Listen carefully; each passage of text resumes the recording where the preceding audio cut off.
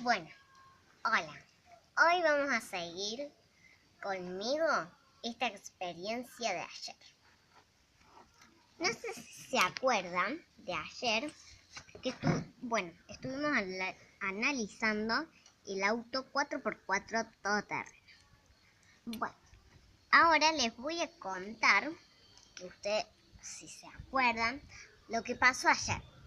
Se habían derretido las coronas y porque se había recalentado la campana de embrague y como se derritieron las coronas, se pegaron a la campana. Bueno, entonces como nosotros no tenemos repuestos, utilizamos esta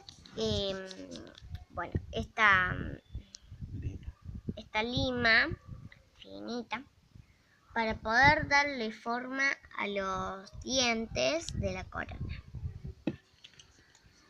Bueno, entonces nosotros que dentro de la campana descubrimos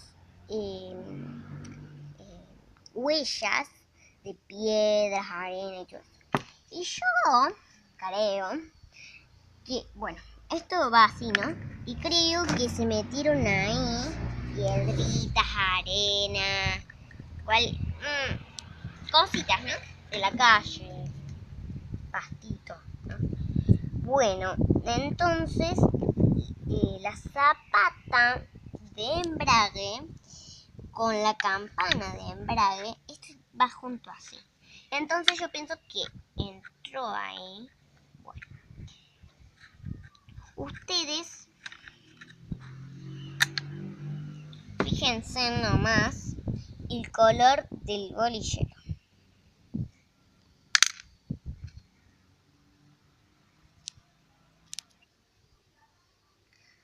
Bueno, acá seguimos. Nosotros aprovechamos a desarmar el auto y descubrí que acá es como que se juntó la arena, todas cositas así con aceite. Y eso podría romper, no podría, rompe los engranajes.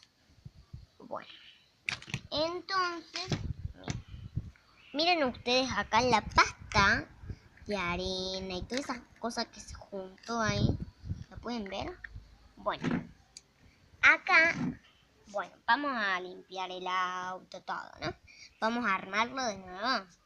Y acá sigue el taller de hobbies campeones.